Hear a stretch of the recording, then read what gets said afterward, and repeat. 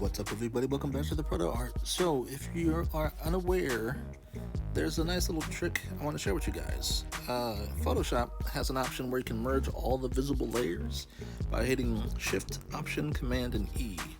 And Procreate actually has that same option. You can go into your wrench icon. Well, first off, you want to make sure all the layers you want to have merged are visible. You're going to go into your wrench icon, hit Copy Canvas. You'll see copy layer appear at the top real fast. And that means everything visible is now copied. So all we have to do now is paste it. So we're going to make a brand new layer. Go back into your wrench icon and you're going to press paste. So now, if we go back into our layers, everything now is merged into its own layer. Reasons you might want to do this is if there is a particular area that you want to work on, but if you were to merge it down because of different blending modes, it may affect it differently. Or if you just want to save space and merge it down, this is a good way to do it.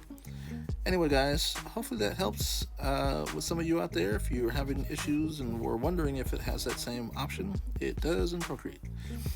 Anyway, be sure to like, subscribe, ring the bell so you never miss out on any new videos, and I'll talk to you soon.